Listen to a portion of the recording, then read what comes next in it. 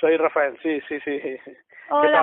tal? Bien, primero perdona por ayer, que es que no No, llegué a tiempo y luego no me dejaba llamar al número. sí, no pasa nada, no pasa nada, tranquila, no. Yo llamé un par de veces, pero ya entiendo que este número es como si fuera de un móvil, un número muy raro, ya lo sé.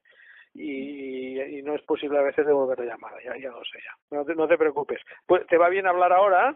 Sí, sí, sin Sí. problema. Vale, bueno, pues me dices tú, a ver, qué es el cuestionario aquel que me enviaste, lo que querías que comentáramos, Sí, bueno, o estoy haciendo el trabajo final de máster sí, sobre, bueno, quiero hacer una propuesta de prevención familiar de la delincuencia juvenil, pero sí, en menores con rasgos psicopáticos. sí, ujú, Entonces, estoy intentando complementar la información que he obtenido a través de pues la literatura existente con sí, entrevistas a profesionales sí, o ujú, ujú, bueno, gente que trate con el tema. sí, sí, sí, sí, sí, sí, Entonces, bueno, después de intentar contactar con varias personas, digo, pues a sí, ver si con alguien de psiquiatría y tal sí, muy bien. sabe un poco del tema que me acerque más al fenómeno, porque la verdad es que tampoco hay tanto sobre el tema. Es que no hay casi nada, esta es la realidad, la pura realidad es que no hay casi nada por no decir nada, ¿eh? Es que por lo menos en el ámbito de la intervención, ¿no? Otra cosa sería en el ámbito del diagnóstico, que se empiezan a mover cosas, ¿no? Sí, Pero o sea, la detección de los rasgos psicopáticos en niños y tal empieza a moverse, pero lo que es intervención es que no hay prácticamente nada. En niños prácticamente nada y en adolescentes muy poquita cosa, muy poquita cosa. Sí, sí, sí. De hecho ya con adultos tampoco hay mucho y es un terreno mucho más estudiado, es un campo en el que se ha trabajado muchísimo más. Pues con niños hay muy poca cosa, ¿eh? mm, Ujú, por eso a ver si complementándolo a través de la experiencia ujú. o no sé, a ver si se, se podría saber algo más. Entonces, Sí, tengo planteadas unas preguntas para un sí, poco orientar que no sea así muy... sí, Y bueno, la primera sería, en su puesto de trabajo, ¿se ha sí. encontrado con algún caso de este tipo? ¿Con qué tipo de familias se suele encontrar o se ha encontrado? En el sentido de si han sido conflictivas, Ujú. monoparentales, Ya. nucleares, Pues con mira, límites. la verdad es que cuando hablamos de niños con rasgos psicopáticos, no, o sea, tú quieres que te responda respecto a niños que pueden tener rasgos psicopáticos, ¿no? Sí, Pues en principio hay de todo. Este es el tema, ¿no? No hay un prototipo de familia, digamos, determinado, sino que más bien hay de todo. Hay pues familias absolutamente normales, otras más poco normalizadas. O sea, lo que me encuentro en mi realidad, a ver, mi experiencia no es en tanto que clínica, sino como investigación, ¿eh? sí. Pero las familias con las que me encuentro pues son muy variadas, o sea que hay familias absolutamente normales y normalizadas, hay otras que no lo son tanto, es decir, tenemos de todo un poco, ¿eh? Y parece que no hay mucha relación, no hay mucha asociación con el hecho de que el niño no tenga o no tenga rasgos psicopáticos, ¿eh? Mm. Pero ¿crees que podría llegar a influir en el hecho de que, es decir, el niño tiene rasgos psicopáticos porque entiendo que el tema de los rasgos psicopatía es un tema más biológico que lo tiene el niño intrínsecamente. Pero Sí, a el ver, hecho de, de to- de, tener, de sí, todas maneras tampoco hay que pensar en términos estrictamente biológicos o genéticos, ¿eh? Es decir, a veces hay circunstancias ambientales que modifican la biología y la genética, ¿eh? Con lo cual tampoco hemos de descartar pues que sí, puede que haya un componente hereditario en los rasgos psicopáticos infantiles. De hecho, hay estudios que así lo dicen, pero bueno, estos estudios nos dicen que estamos alrededor de un 50% de la variancia explicada, ¿no? Y el otro 50% es de tipo ambiental, ¿no? Con lo cual puede haber muchas circunstancias que hagan que una persona acabe siendo más vulnerable, que desarrolle ciertos rasgos que son los precursores de la psicopatía adulta, etcétera, etcétera, ¿no? Perdona que te he cortado, pero es no, sí, sí, importante esto, sí, ¿eh? de hecho ahí quería llegar porque, Sí, claro, todo el mundo me está diciendo como que siempre es biológico, pero yo creo que también hay un componente del ambiente, de las prácticas parentales, por ejemplo, cómo actúan los padres en frente a estos niños para que acaben sí, desarrollándola, o si más no, que estos niños con estos rasgos acaben delinquiendo. A ver, este es un tema, lo de las prácticas parentales es un tema complejo, te voy a explicar por qué. Yo tengo algún estudio, pero concretamente, yo una vez, no hace muchos años, publicamos un estudio con adolescentes, y evaluamos prácticas educativas parentales autoinformadas, por los propios chicos, ¿sabes? Eran delincuentes juveniles y tal, ¿no? Y lo que me encontré es que, por ejemplo, si tú conoces el PCL, ¿no? Sí. Y administramos el PCL Youth Version, la versión para jóvenes, ¿no? Entonces vimos que dos de las facetas del PCL sí que estaban asociadas con prácticas educativas, pero las otras dos no. Concretamente, las que están asociadas con prácticas educativas, por lo menos en nuestro estudio, eran el estilo de vida y la faceta antisocial, las dos facetas, digamos, la 3 y la 4. En cambio, la faceta interpersonal y la afectiva no tenían ninguna asociación, en nuestro estudio no presentaba ninguna asociación con prácticas educativas parentales, ¿no? Entonces, bueno, parece que algunos aspectos de la psicopatía sí que pueden estar relacionados con las prácticas educativas, pero otros aspectos, y quizá los más relevantes, no hay mucha evidencia que apunte a que sean importantes las prácticas educativas, ¿sabes? Esto por una parte. Pero por otra parte, claro, los estudios, la mayor parte de estudios publicados son estudios transversales. En un momento determinado se estudia la asociación entre dos variables, ¿no? Entre la variable psicopatía y la variable prácticas educativas. Pero claro, que haya una asociación no quiere decir que la psicopatía sea la causa de o que las prácticas educativas sean la causa de. No lo sabemos, ¿entiendes? Sí. Tú lo que encuentras es una asociación entre dos fenómenos. Pero, de hecho, ya en el campo de estudio de las prácticas educativas hay bastantes estudios que demuestran que la influencia es bidireccional. Es decir, las prácticas educativas influyen en el desarrollo del temperamento, de las características de los niños, pero también las características temperamentales de los niños influyen en las prácticas educativas de sus padres. Es decir, los niños más difíciles generan en sus padres estrategias más inconsistentes, de menor control, etcétera, etcétera. Con lo cual el tema es bastante complejo, ¿no? El ver hasta qué punto las prácticas educativas pueden ser importantes. Y yo estoy convencido de que lo son, sí. Pero todavía no sabemos de qué manera influyen estas prácticas educativas.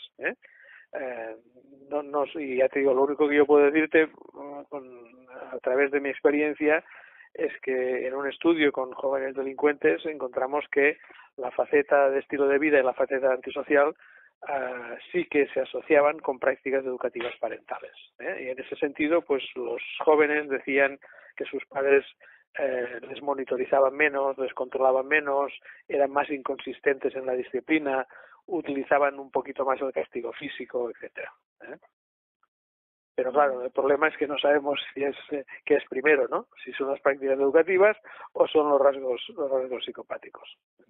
Entonces, en esta línea, ¿qué necesidades crees que presenta el menor, el niño y las familias para acabar desarrollando, o sea, para acabar delinquiendo? Sí. Yo creo que, claro, necesidades en sí, ¿no? Lo que pasa que, a ver, la psicopatía es un trastorno de la personalidad que se caracteriza por falta de moral, ¿no? En definitiva, por el no desarrollo de la conciencia moral, ¿no? Digamos, esta sería la esencia de la psicopatía, ¿no? Es una persona que no tiene moralidad, ¿no? Entonces, claro, si uno no tiene esta conciencia moral, pues se siente más libre para hacer lo que le apetezca, ¿no? Y lo que le apetezca puede ser, pues, delinquir, puede ser maltratar, puede ser, pues, lo que sea, perjudicar a los demás en beneficio propio, ¿sabes? Con lo cual, yo creo que el problema es es un problema del desarrollo moral, entre otras cosas, pero el desarrollo moral está digamos, alterado. Y en ese sentido, pues, claro, estas personas tienen mayor facilidad para cometer actos que la mayor parte de la gente no es capaz de cometer, porque no tienen esos frenos naturales que implican el desarrollo de la conciencia moral, ¿no? Es decir, nosotros las personas, digamos, no psicópatas, pues tendemos a dejar de hacer muchas cosas porque nuestra conciencia no nos lo permite, ¿no? Porque tendríamos sentimientos de culpa y anticipamos estos sentimientos de culpa y por tanto ya no hacemos esas conductas. Pero el psicópata no tiene, digamos, esta característica, ¿no? No anticipa estas situaciones de sentimientos de culpa, etcétera, con lo cual se siente más libre para hacer lo que le apetezca, digamos, ¿no? Entonces, claro, a partir de ahí, pues todo es posible.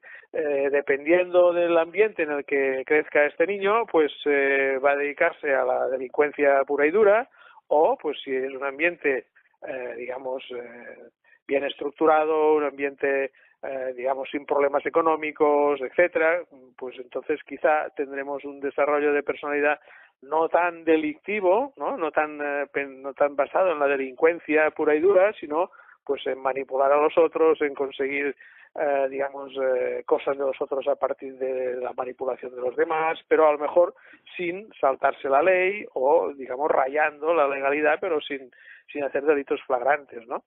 Y esto es posible que ahí sí que las circunstancias ambientales y la familia en la que uno está pueda modular, digamos, ¿no? La manifestación de estos rasgos psicopáticos, ¿eh?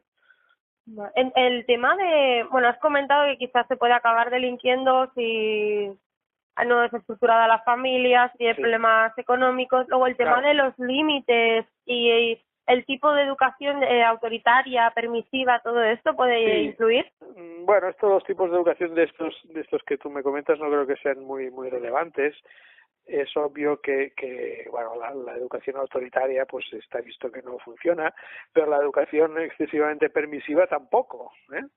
La educación excesivamente permisiva pues bueno, genera que no haya límites, que las personas pues no sean capaces de poner límites a sus conductas, ¿no?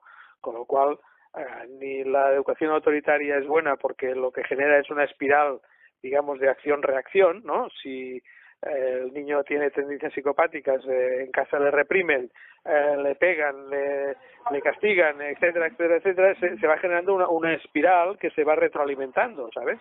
Y entonces se genera pues un tipo de interacción muy nociva, ¿no? Este tipo de planteamiento, esta reacción, digamos, de acción-reacción, ha sido muy bien estudiada por un psicólogo norteamericano que es Patterson, del estado de Washington, en Seattle, creo que está en Seattle, en Estados Unidos. Patterson tiene muy bien estudiado este fenómeno, ¿no? Y es el hecho de acción-reacción, ¿no? Pero esto puede darse con niños psicópatas o con niños que tienen otras predisposiciones que no son necesariamente psicópatas, ¿eh? Sí. Vale.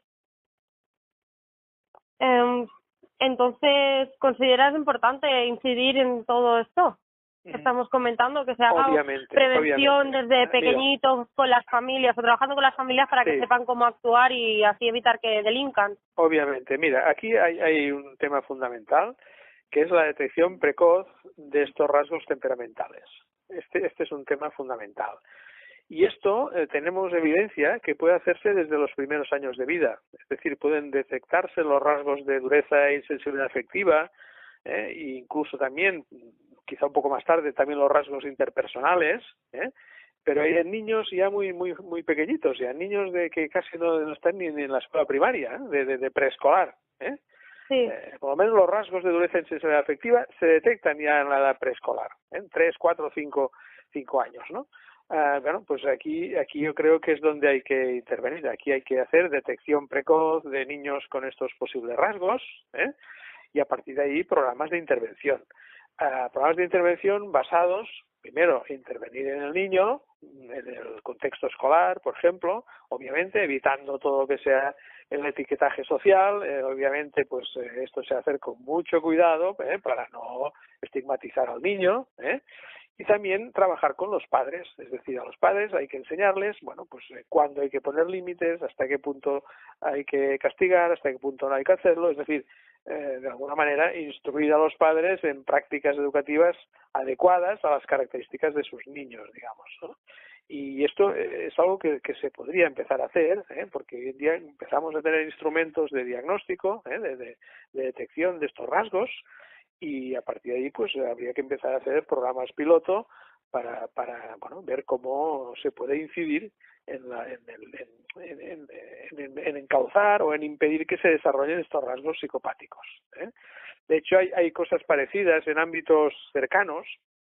Por ejemplo, en el campo del estudio de la agresión física, pues hay estudios muy bonitos de tipo longitudinal que han demostrado que niños que tienen tendencias agresivas en edades tempranas, si se les somete a programas de intervención a ellos y a sus padres en edades de 8 y 9 años, pues luego en la adolescencia pues estos programas tienen efectos significativos respecto a niños de las mismas características a los cuales no se les ha sometido a estos programas de intervención.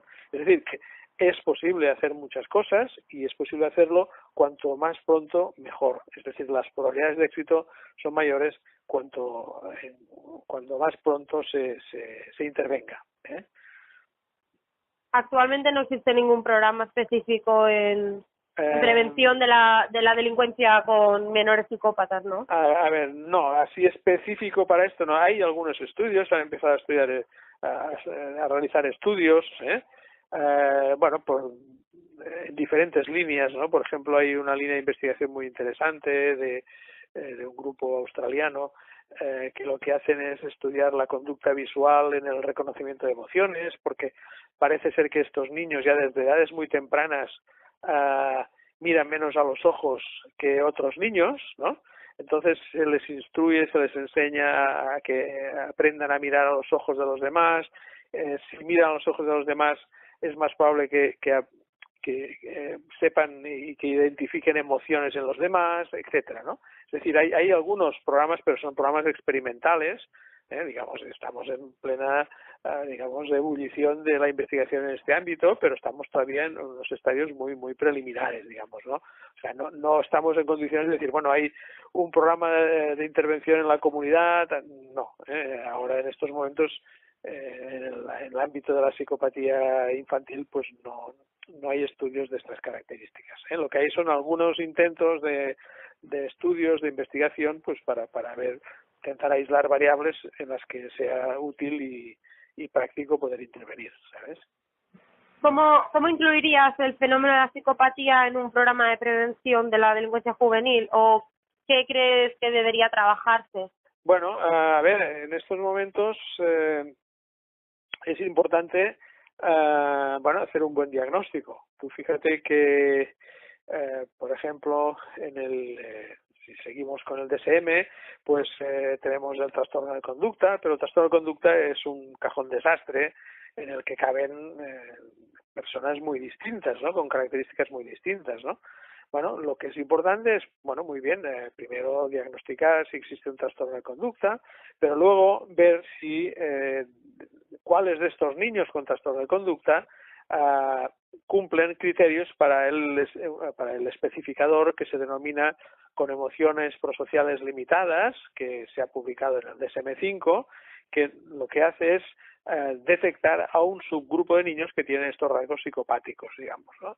Entonces, digamos, yo creo que aquí es importante porque todo parece indicar que los niños que tienen trastornos de conducta más este especificador de emociones prosociales limitadas, que de hecho son los rasgos de dureza e insensibilidad afectiva, estos niños tienen un patrón de comportamiento antisocial mucho más grave, mucho más, digamos, en general más violento, etcétera.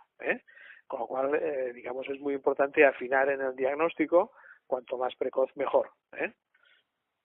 Vale, y entonces, actualmente, sabiendo todo esto y sin un programa específico en ello, ante un caso así, ¿cómo se interviene? Supongo que ya depende del buen hacer del clínico, ¿no? En este caso, ya depende de la gracia que tenga el clínico, pero en cualquier caso hemos de partir de la base que este niño, pues será un niño, pues, con una frialdad emocional importante, que por lo tanto que no experimentará sentimientos de culpa, no experimentará vergüenza, etcétera.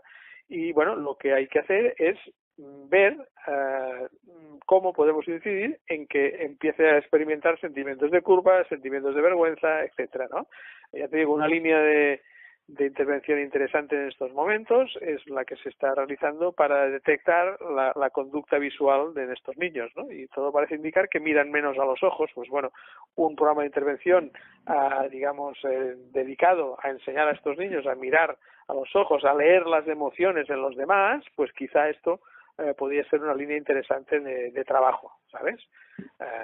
Bueno, basado en un programa en estos aspectos, ya te digo, empezamos a tener algunos indicios de que esto podría ser importante, ¿eh? Porque fíjate que, entre otras cosas, estos niños tienen dificultad para reconocer determinados tipos de expresiones faciales de emociones, ¿no? Y concretamente las de miedo y las de tristeza, ¿no?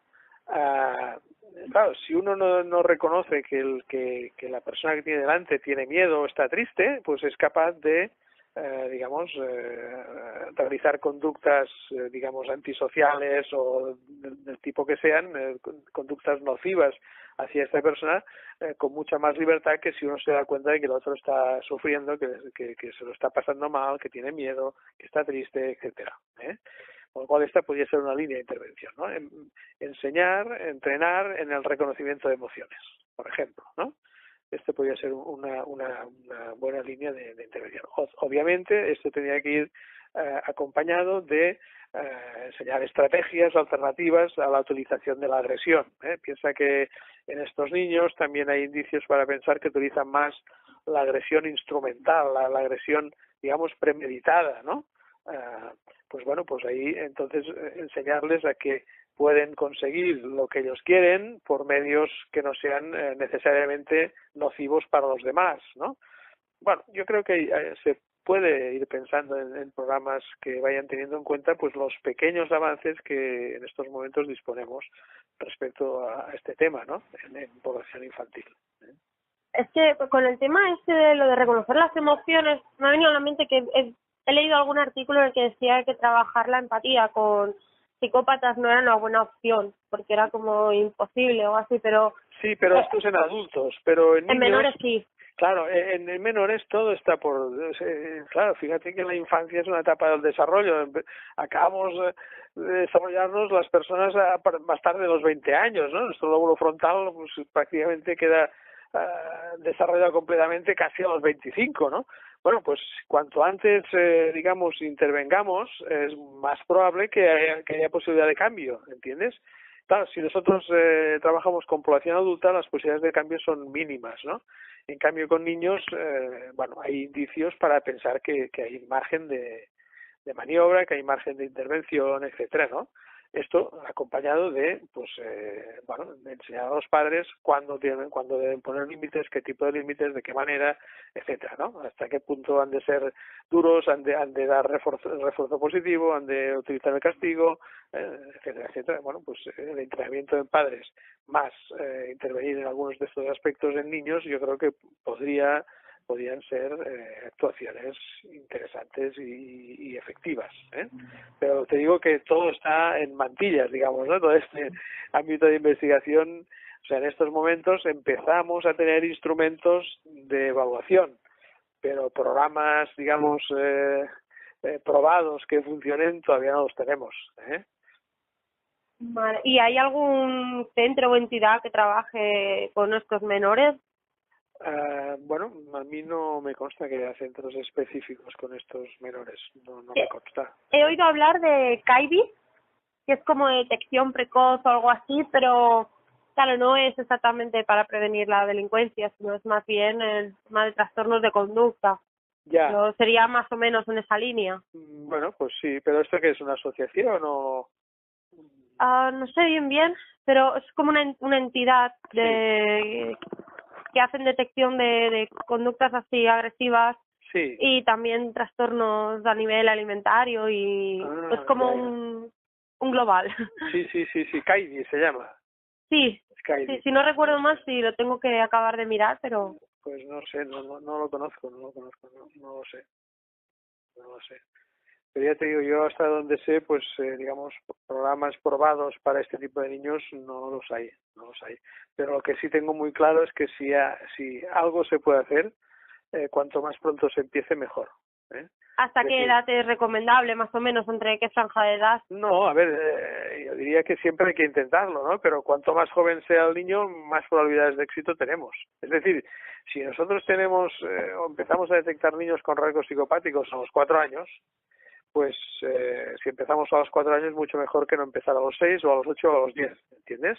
Mm. Porque, claro, el cerebro del niño de 4 años es mucho más maleable que el cerebro del niño de 10 y ya digamos que de un joven o adulto joven de 20, digamos, ¿no? Con lo cual las posibilidades de éxito en cualquier intervención son mucho mayores con niños que con adultos. Porque esta detección que se hace desde el psicólogo o psiquiatra. Sí, claro, en principio sería si a ti te llega un niño pues con problemas de conducta, lo suyo es ver un poco, cuáles son esos problemas, ver si cumple criterios para un diagnóstico de trastorno de conducta y a partir de ahí, pues, afinar un poco más y a ver si posee estos rasgos de dureza e insensibilidad afectiva, que ya te digo, en el DSM es el especificador del trastorno de conducta que se llama con emociones prosociales limitadas, digamos, ¿no? Pues yo creo que es muy importante hacer esta aproximación, es decir, ver si realmente cumple criterios para este especificador, ¿no? Porque ya te digo, hay bastantes estudios ya que empiezan a mostrar que este especificador es un indicador de mal pronóstico cuando se mezcla con el trastorno de conducta, ¿eh? La otra cosa es que a veces también hay niños que tienen estos rasgos pero no tienen trastorno de conducta, con lo cual esto sería otra cuestión, digamos, distinta, ¿eh? Entonces ahí ya no se consideraría como rasgos psicopáticos. Bueno, sí, son rasgos de dureza e insensibilidad afectiva, pero si esto no va acompañado con problemas de conducta graves, pues igual estos rasgos igual pueden ser hasta cierto punto pues o mucho más suaves o incluso en algún caso podría llegar a ser adaptativos, ¿no? Pero esto también está por estudiar, ¿eh? Es que, o sea, lo que has de tener muy claro es que esto es un terreno absolutamente nuevo, ¿eh? Con lo cual los conocimientos son muy limitados todavía, ¿eh? Me he lanzado a la piscina. Y esto es lo más importante que has de tener muy claro, porque fíjate que si ya con adultos el tema ya está y llevamos ya muchos años de investigación potente, está todo por descubrir, por lo menos en el ámbito de la intervención, pues imagínate en niños que empezamos a tener ahora pues instrumentos diagnósticos desde hace pocos años y con lo cual pues todo está por hacer, ¿no? Pero bueno, yo creo que es el futuro. Yo, de hecho, tengo que decirte que empecé trabajando con adultos y luego me he pasado a trabajar con niños. Estoy trabajando con niños desde hace algún tiempo, también con jóvenes, pero ahora que puedo estoy trabajando con niños en edad escolar. Y yo creo que es ahí, incluso pues en preescolar se puede hacer cosas, ¿no? Y es ahí donde hay posibilidades de cambiar cosas, ¿eh? Porque no es lo mismo una persona en desarrollo a los 4 años, a los 6 años, a los 8 años, que esta misma persona cuando tiene 20 años y ya no digamos cuando tiene 30, ¿no? Porque exactamente, a ver, así recapitulando un poco, sí. ¿Qué capacidad o tipos de conductas se verían afectadas en estos menores y que serían un mal pronóstico o se creyera que esto puede acabar en delincuencia? Bueno, a ver, los rasgos psicopáticos de niños, pues, son esencialmente falta de empatía, afecto superficial, falta de sentimientos de culpa y despreocupación por el rendimiento, digamos, ¿no? Digamos, estas son las características, digamos, propias de este especificador que te he dicho, ¿no? De los rasgos de dureza e insensibilidad afectiva, ¿no? Digamos, cuando tenemos a un niño de estas características y además tiene un problema de conducta, tiene un diagnóstico, entonces es importante, digamos, este sería un niño de alto riesgo, digamos, ¿eh? Vale. Es decir, tú te coges el DSM-5, buscas trastorno de conducta y además mira si, digamos, el niño cumple criterios del especificador con emociones prosociales limitadas. Si se dan estas dos cosas, pues ahí sí que sería urgente pues empezar algún tipo de intervención, ¿eh? Vale, pues creo que ya bueno, es lo más o menos todo. La verdad es que Ha sido un poco esperanzador hablar. Sí, Porque bueno, me daba muy pocas esperanzas respecto a este tema. Porque como es algo muy nuevo, que hay muy sí, poca información, es sí, como, no, es imposible lo que estás haciendo. sí. No es posible la prevención. Sí, yo no sé si te han dicho algo otras personas con las que has hablado, si te han dicho lo mismo, pero el tema es este, digamos, ahora estamos empezando a disponer de instrumentos de medida, estamos empezando a disponer de instrumentos de medida para estas edades, y claro, esto es lo primero, tener una buena herramienta para el diagnóstico, para la medida de estos rasgos, ¿no? Bueno, pues estos instrumentos son relativamente recientes, De hecho, todavía no existe ni una entrevista clínica para el especificador que te he comentado, ¿no? De hecho, a pesar de que en el DSM-3 existe este especificador de emociones posicionales limitadas, todavía no existe la entrevista clínica para hacer el diagnóstico correspondiente, ¿no? Es decir, estamos al principio digamos, del estudio de este tema, ¿no? Estamos muy al principio, ¿no? Pero yo creo que esta es la línea adecuada, Yo creo que es la línea adecuada y es la que quizá en un futuro, yo creo que todavía nos faltan algunos años, vamos a poder empezar a tener resultados muy interesantes en esa línea. ¿Están publicados estos instrumentos? Bueno, hay algunos instrumentos que sí, otros que no, sí. ¿Y qué autores o de qué autores son para buscarlos? Mira, A ver. aquí el autor de referencia en los rasgos psicopáticos en niños es Paul Frick, F-R-I-C-K, ¿Sí? Frick, que de hecho es el padre de este especificador del DSM-5, ¿no? Si buscas bibliografía de Frick, tiene varias revisiones sobre estos rasgos y todo esto que, en fin, bueno, ya verás un poco de qué va toda la historia, ¿no? Y bueno, después también pues hay otros autores, por ejemplo, de referencia como Salekin, que Salekin tiene, no sé si tú lo tienes controlado, No. un libro editado creo que fue en 2010 o 2011, que es el Handbook of Child and Adolescent Psychopathy, el handbook en psicopatía en niños y adolescentes, ¿no? Y el editor es Salekin, Pues este libro, bueno, digamos, este autor es uno de los autores también, digamos, más significados en este campo, ¿no? Bueno, digamos, estos dos autores, por ejemplo, serían muy interesantes, Vale, me lo apunto. A ver.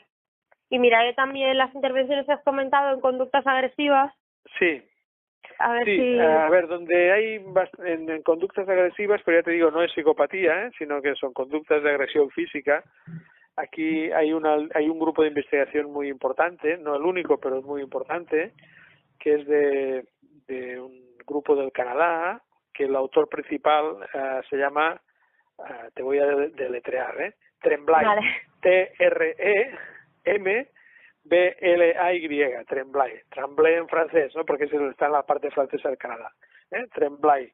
Pues tú buscas Tremblay, este hombre pues tiene muchísimas publicaciones, libros, etcétera, y bueno, ellos trabajan específicamente en la agresión física, en el desarrollo de la agresión física en niños, digamos, ¿no? Niños y adolescentes. Tienen estudios longitudinales prospectivos magníficos, ¿no? Y pues en este grupo se han publicado estudios, digamos, experimentales de intervención, es decir, detectar a los niños a los 6 años, en este caso agresivos, no estrictamente psicopáticos, agresivos a los 6 años, crear un grupo experimental y un grupo control, al grupo experimental, pues, digamos, hacerle tratamiento al niño y a los padres, al grupo control hacer, bueno, un tratamiento, digamos, placebo para entendernos, y luego al cabo de 10 años se mira qué ha pasado con estos dos grupos, ¿no? Por ejemplo, ¿no? Y demuestran, pues, que los niños que han sido tratados, pues, bueno, tienen una evolución mucho mejor que los que no han recibido un tratamiento, por ejemplo, ¿no? Es decir, que es posible hacer muchas cosas, Vale, miraré todo, tengo todos los nombres apuntados, a ver. Sí, bueno, y cualquier cosa me escribes y te paso más nombres si quieres. Pero vaya, estos que te he dicho, Paul Frick, Frick, F-R-I-C-K, Tremblay.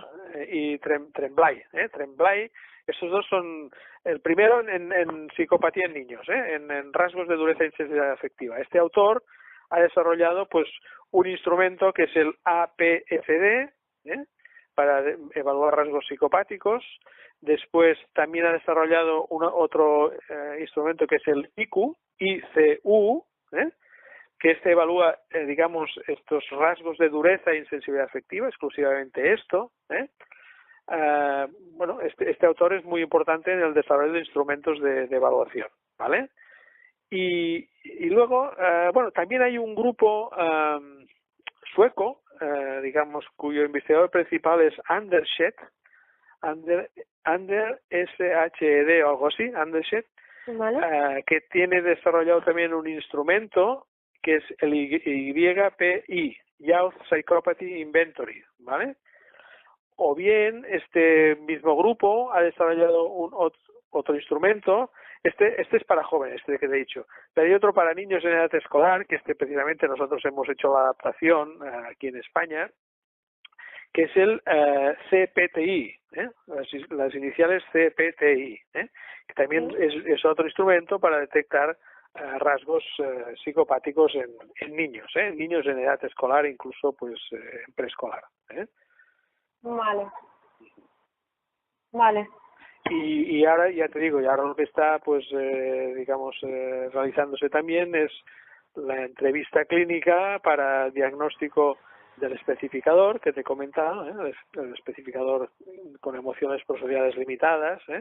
Ahora se está desarrollando una entrevista clínica para diagnosticar este especificador del trastorno de conducta, pero todavía no está publicada. Nosotros estamos trabajando con el autor, que es Paul Frick.